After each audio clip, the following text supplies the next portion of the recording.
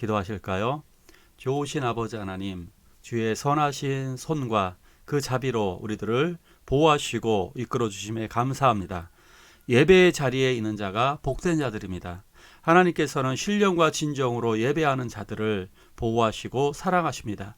마지막 때에도 이 세상 짐승에게 경배하는 것이 아니라 하나님을 경배하는 자녀들을 구원하시고 영원토록 인도하여 주십니다. 그러기에 우리가 오늘도 하나님 앞에 진실한 예배, 영으로 드려지는 예배를 드리게 하여 주시옵소서. 예수님의 이름으로 기도하옵나이다. 아멘. 사도신경으로 신앙 고백하십니다. 전능하사 천지를 만드신 하나님 아버지를 내가 믿사오며 그 외아들 우리 주 예수 그리스도를 믿사오니 이는 성령으로 잉태하사 동정녀 마리아에게 나시고 본디오 빌라도에게 고난받으사 십자가에 못 박혀 죽으시고 장사한 지 사흘 만에 죽은 자 가운데서 다시 살아나시며 하늘에 오르사 전능하신 하나님 우편에 앉아 계시다가 저리로서 산 자와 죽은 자를 심판하러 오시리라. 성령을 믿사오며 거룩한 공예와 성도가 서로 교통하는 것과 죄를 사하여 주시는 것과 몸이 다시 사는 것과 영원히 사는 것을 믿사옵나이다. 아멘.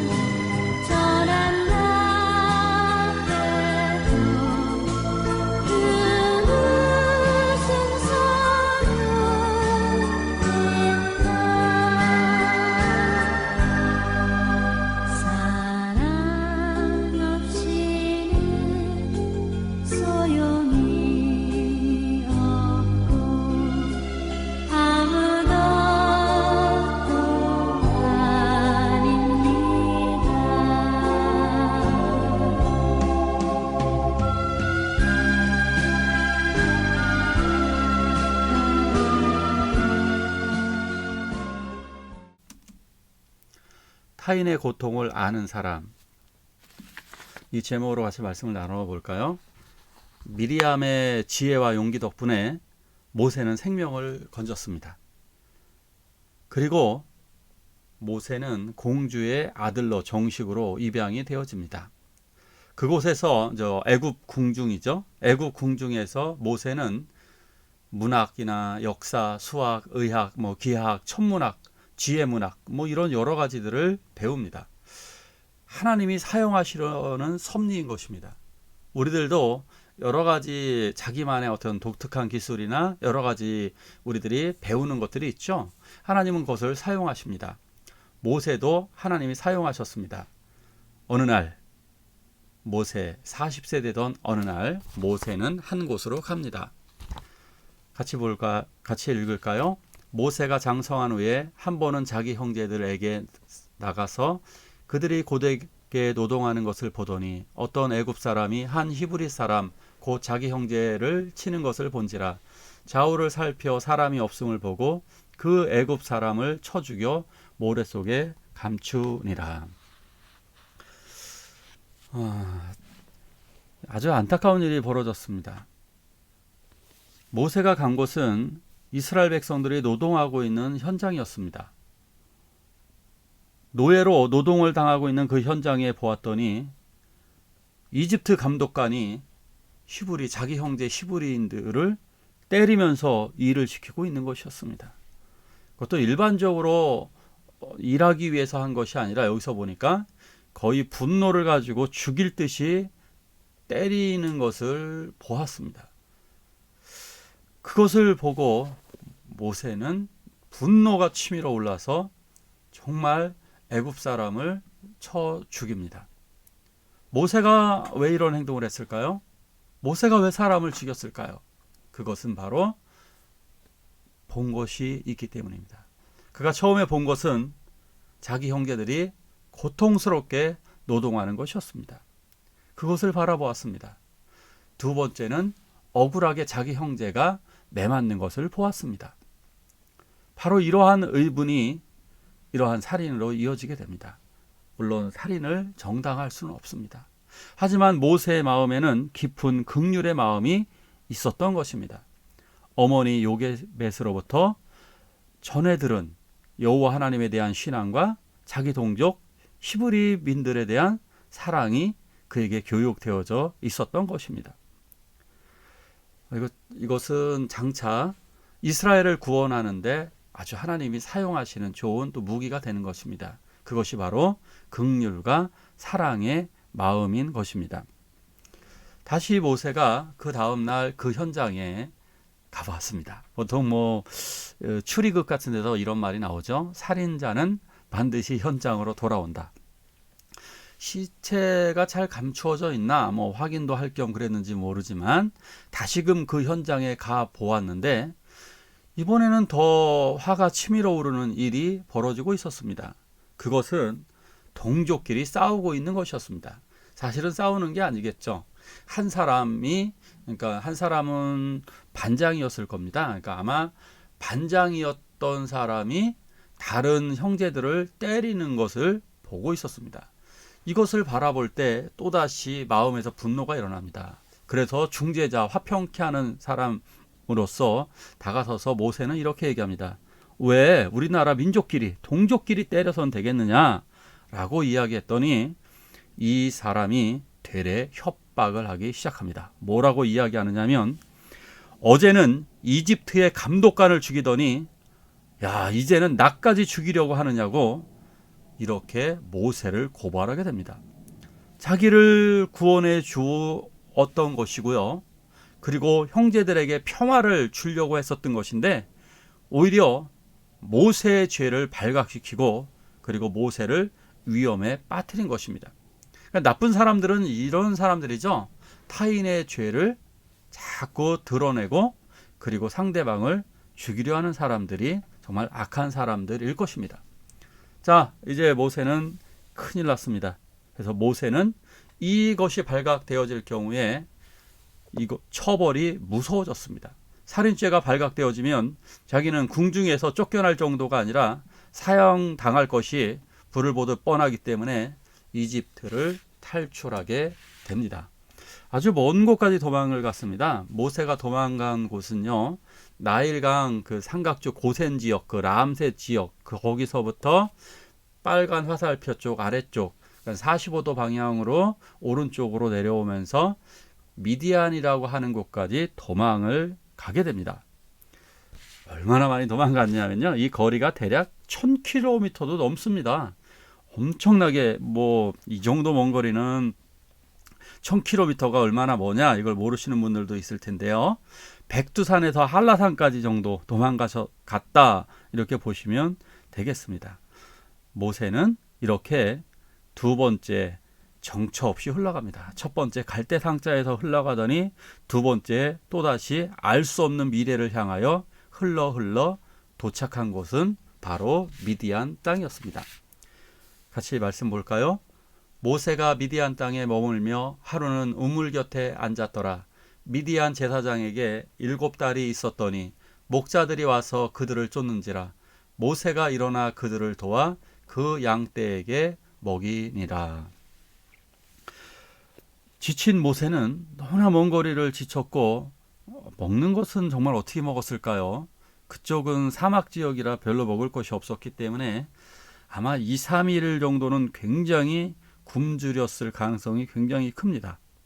자, 모세는 지쳐서 우물 곁에 앉습니다. 바로 그때 저 멀리에서 미디안 제사장의 딸들이 오고 있었습니다. 그런데 아주 거칠고 못된 목동들이 이 미디안 제사장의 딸들, 여자들을 쫓아내기 시작하는 겁니다. 쫓아내는 이유는 여러 가지가 있는데 일단 두 가지일 거예요.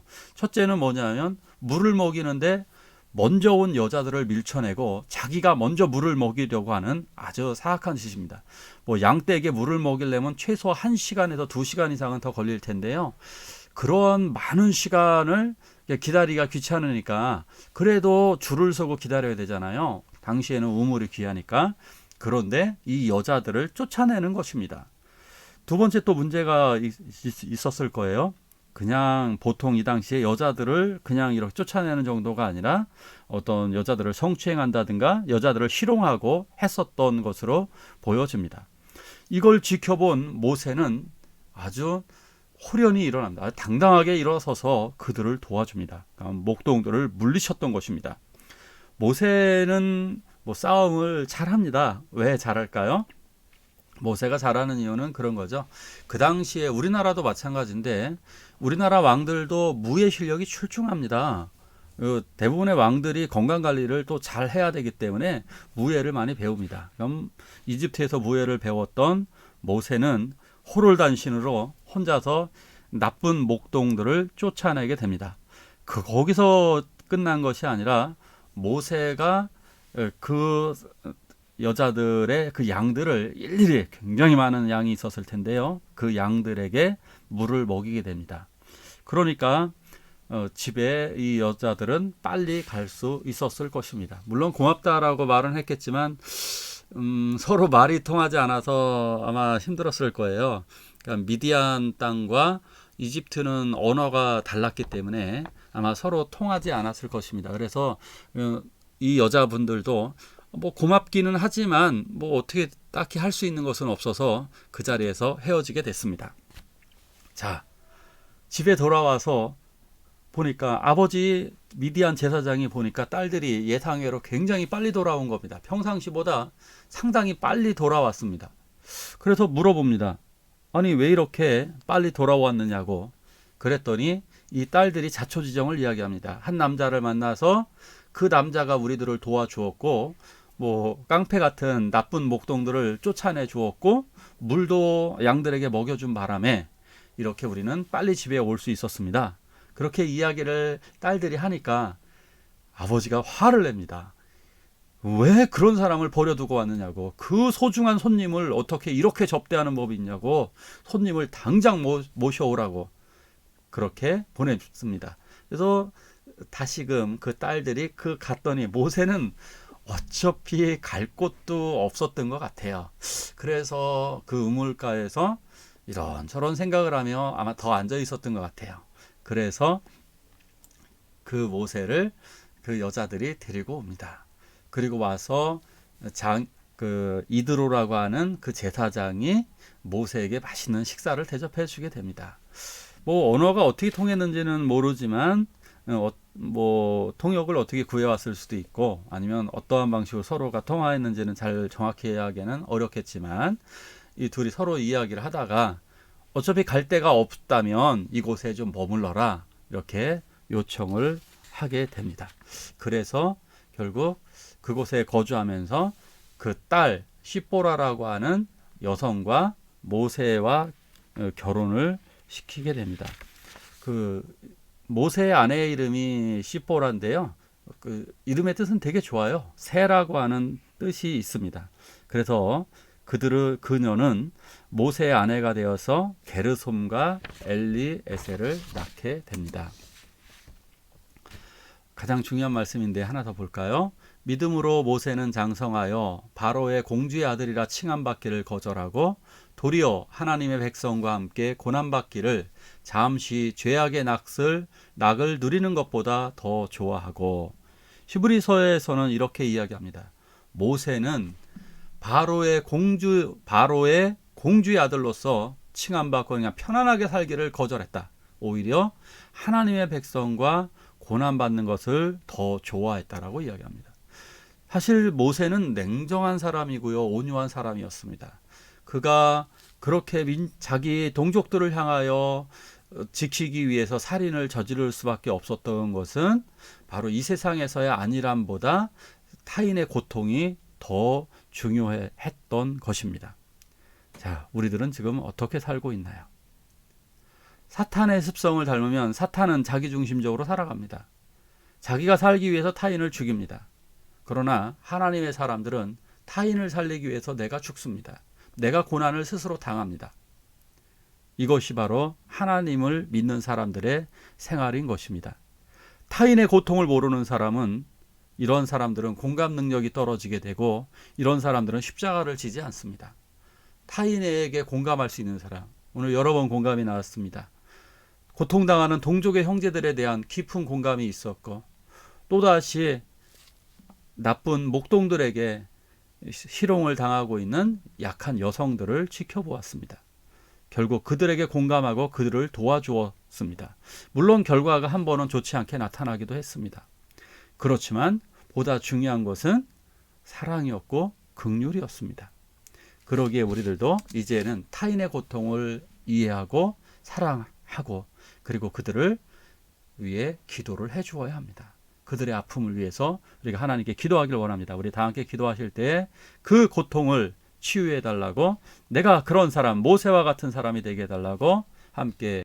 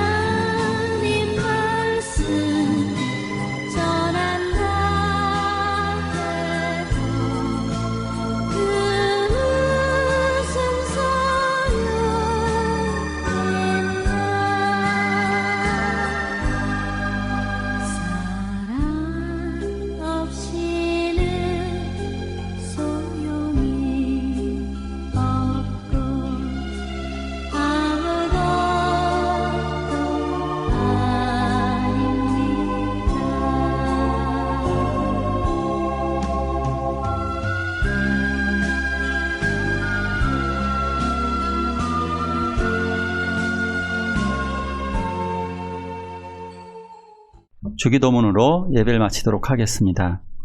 하늘에 계신 우리 아버지여, 이름이 거룩히 여김을 받으시오며 나라가 임하옵시며 뜻이 하늘에서 이룬 것 같이 땅에서도 이루어지이다.